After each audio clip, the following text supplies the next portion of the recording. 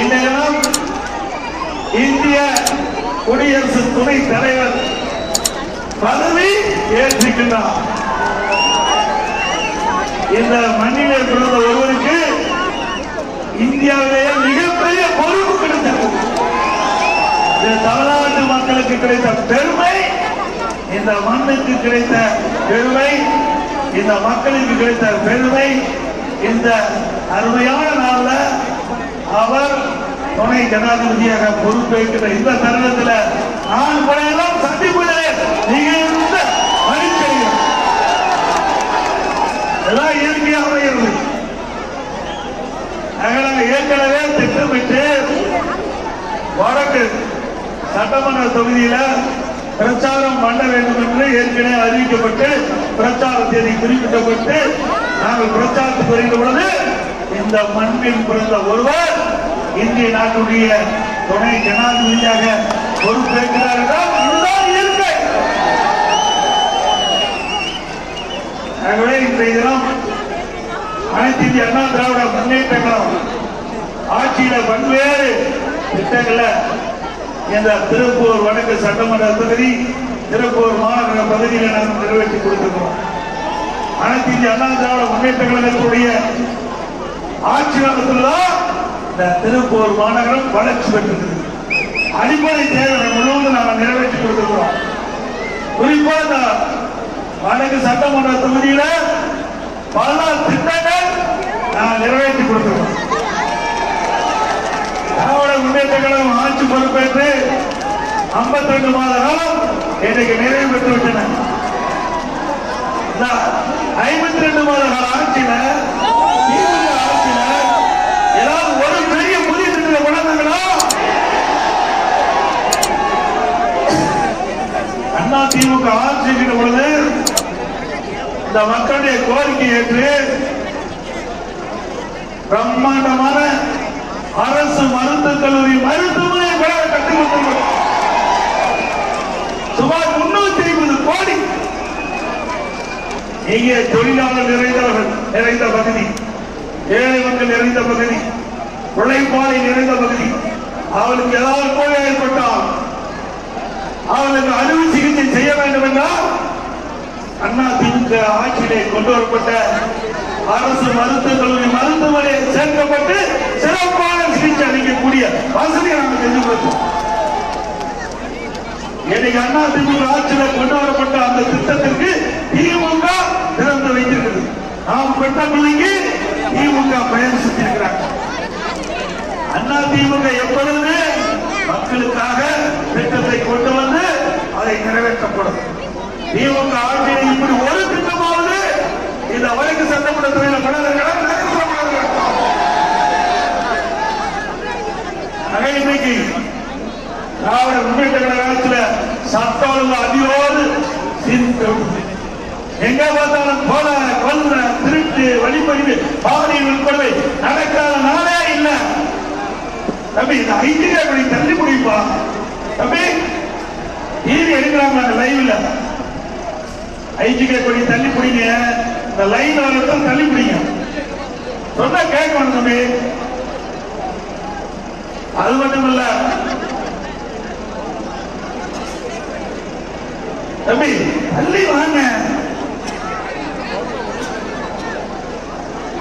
இன்றைக்கு திராவிட முன்னேற்ற கழகம் எப்பொழுதெல்லாம் ஆட்சி வருகிறதோ அப்பொழுதெல்லாம் சட்ட ஒழுங்கு அடியோடு செஞ்சுட்டு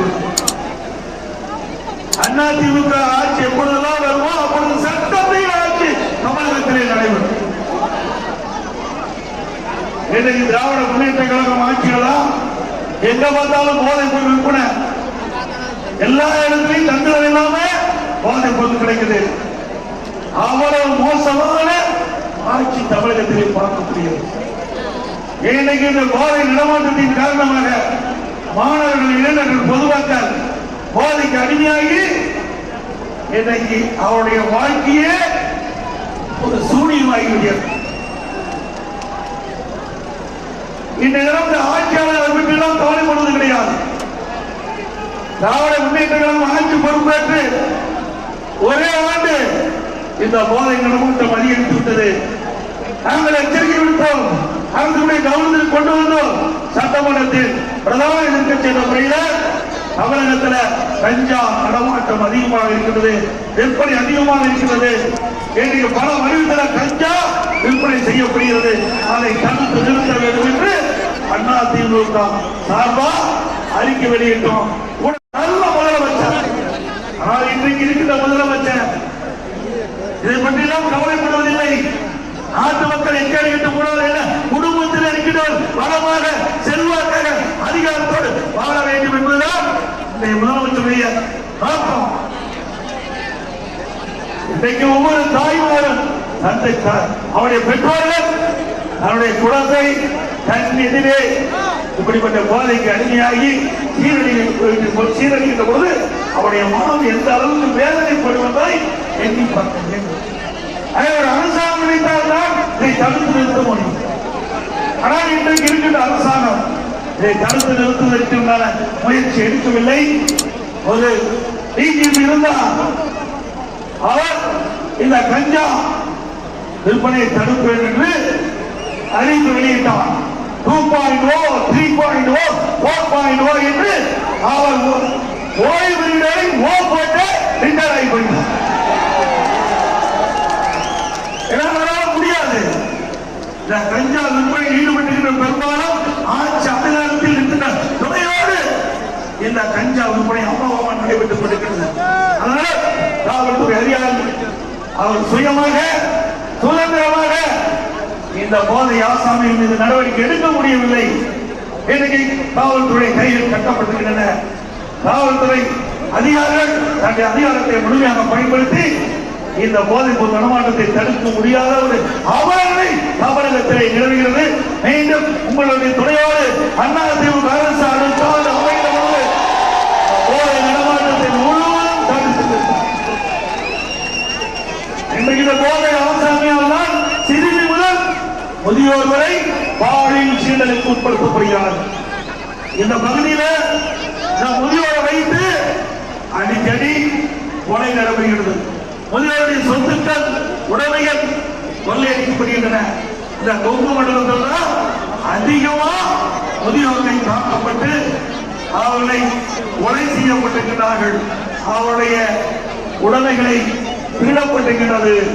இந்த ஆட்சியுடைய லட்சம் என்ன என்பதை நீங்கள் எதிர்பார்க்கிறீர்கள். ஒரு அரசாங்கம் ஒரு பிரச்சனை ஏற்படுகின்ற பொழுது விழிப்போடு அதை தடுத்து நிறுத்துவதற்கான நடவடிக்கை மேற்கொள்ளப்பட்டதுதான் இப்படி முதியோருடைய விளைவிக்க முடியாத உயிரை காப்பாற்றுகிறது. ஆனால் இந்த அரசாங்கம் எல்லாம் கட்டுவதில்லை. அது மட்டுமல்ல, இன்றைக்கு இந்த பகுதி தொழில் நிறைந்த பகுதி, தொழிலாளர் நிறைந்த பகுதி, திருப்பூர் மாநகராட்சி வடக்கு சட்டமன்ற தொகுதி, எல்லா பகுதியிலுமே தெற்கு சட்டமன்ற தொகுதி, இது எல்லாமே தொழில் நிறைந்த பகுதி, தொழிலாளர் நிறைந்த பகுதி. இவருடைய வாழ்வு இந்த தொழிலை நம்பித்தான் இருக்கிறது. இன்றைக்கு இருக்கிற அரசாங்கம் பற்றி கவலைப்படல. இந்த தொழிலாளர்களுக்கு தற்போது வேலை இல்லாத ஒரு சூழ்நிலை ஏற்பட்டுள்ளது. ஆனால் விலைவாசி விண்ணை கொண்டுகிற அளவுக்கு உயர்ந்து விட்டது.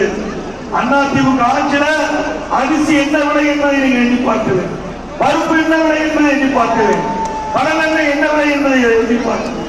திராவிட முன்னேற்ற கழக ஆட்சியில இன்றைக்கு அதிமுக ஆட்சிக்கும் திமுக ஆட்சிக்குள்ள வித்தியாசம் கிட்டத்தட்ட 40% உணவுப் பொருட்கள் விலை உயர்ந்திருக்கிறது. எண்ணெய் முட்டின அளவுக்கு உணவு பொருட்களுடைய விலை உயர்ந்து மக்கள் படுகிற துன்பம் ஏறாம். அது என்ன முதலமைச்சர் சிந்திக்கிறல? அண்ணா முன்னேற்ற ஆட்சி இருக்கிற பொழுது இப்படி உணவுப் பொருட்கள் விலை உயர்கிற பொழுது